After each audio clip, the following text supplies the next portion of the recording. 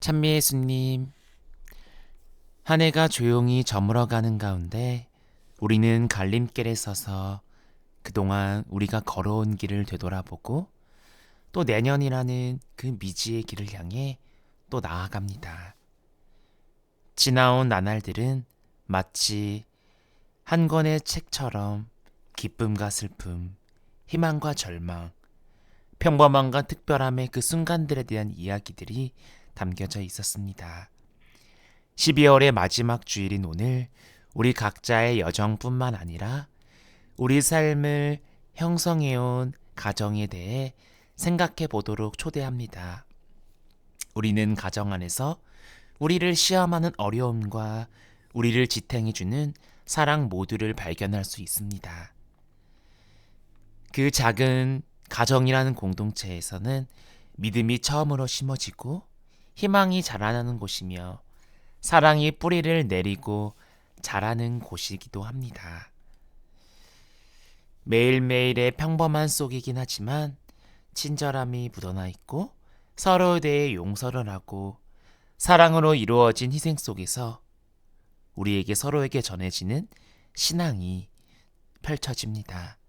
그렇게 가족이라는 선물에 감사하며 우리와 함께 걸어가시는 하느님에 대한 믿음을 갖고 서로에게 빛이 되라는 그분의 부르심에 마음을 열고 올 한 해 잘 마무리하셨으면 좋겠습니다. 오늘 강론을 시작하면서 제가 경험했던 이야기들을 하려고 합니다. 제가 사품받은 지 얼마 안 되었을 때였는데요. 초등학교 3학년 천년성체가 있었습니다. 그런데 한 가정의 한 아이의 아버지는 신자가 아니셨죠. 그렇게 부모 교육을 하면서 그 아버지도 이듬해 세례를 받게 되었습니다. 그래서 그 아이의 어머니께서 기뻐하셨던 기억이 납니다. 드디어 남편이 세례를 받았다고, 그토록 바라던 성가정을 이루었다고. 그래서 그 당시 축하의 인사를 드리며 행복한 가정을 이루라고 말씀을 드린 적이 있었습니다.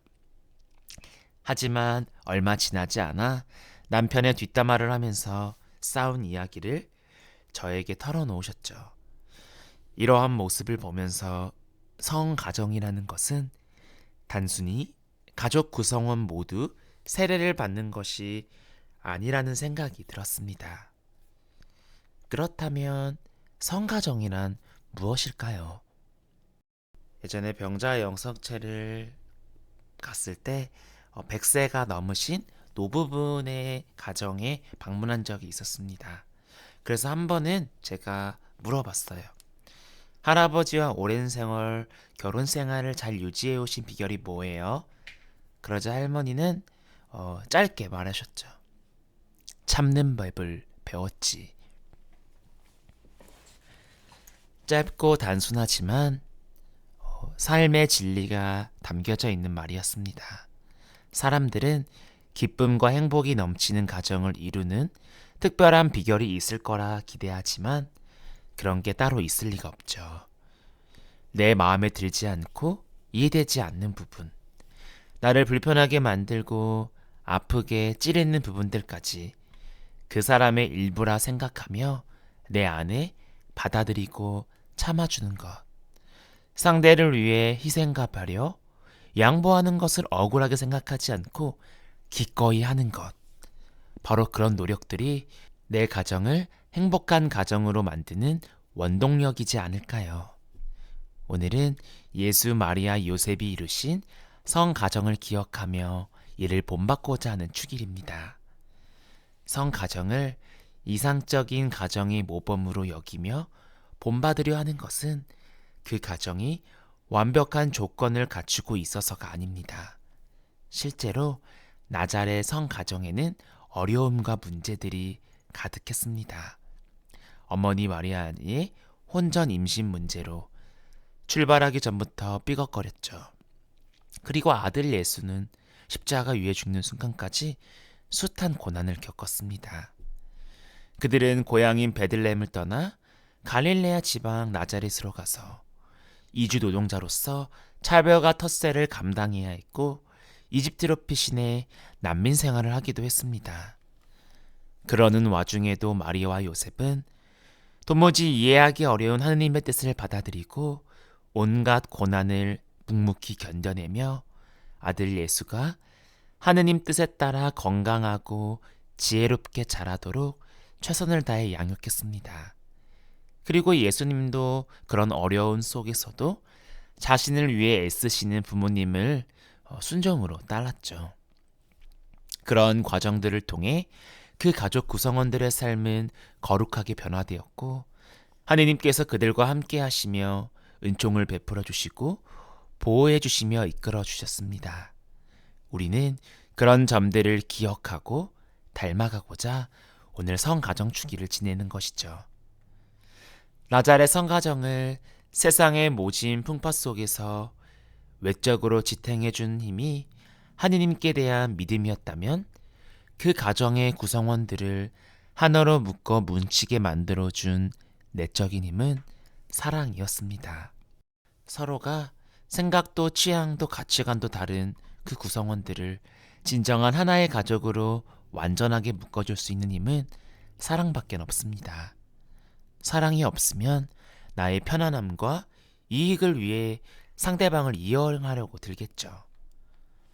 아내에게 엄마라는 이유로 일방적인 희생을 강요하거나 남편이 아빠라는 이유로 가정을 위해 고생하는 것을 당연히 여긴다면 형이 나이가 많다는 이유로 언제나 손해를 보며 양보해야 하고 동생은 나이가 어리다는 이유로 항상 우선순위가 나중으로 밀린다면 어떻게 될까요? 그 가정은 오해와 갈등 속에서 서로를 미워하며 갈라지게 될 겁니다. 내 가정이 그렇게 되길 바라지 않는다면 가족이니까 굳이 말하지 않아도 알아주고 해주겠지 라는 그런 안일한 생각에서부터 우리는 벗어나야 합니다. 고생한 것을 알아주고 힘든 것을 이해해주고 미안한 마음을 표현해야 하고 양보하고 희생한 것을 당연시가 아니라 고마워하고 서로를 사랑하는 마음을 충분히 드러내야만 그 가정은 힘들고 어려운 상황 속에서도 무너지지 않고 바로 설 수 있습니다. 나자렛 가정 구성원들은 상대방 때문에 힘든 일이 있더라도 자기 감정에만 휘둘려 상대방을 일방적으로 비난하거나 원망하지 않았습니다. 상대가 왜 그랬는지 그 이유를 물어봐주고 그럴 수밖에 없었던 그의 마음을 헤아리며 그럼에도 불구하고 자신은 상대방을 진심으로 사랑함을 적극적으로 표현했습니다. 오늘 복음 속 장면처럼 제멋대로 일행을 이탈하여 사라져버린 아들 예수를 찾기 위해 고생한 요셉 마리아가 천신만고 끝에 아들을 발견한 후 어린 예수에게 건넨 첫마디에서 그런 모습이 드러납니다. 얘야, 우리에게 왜 이렇게 하였느냐? 내 아버지와 내가 너를 애타게 찾았단다.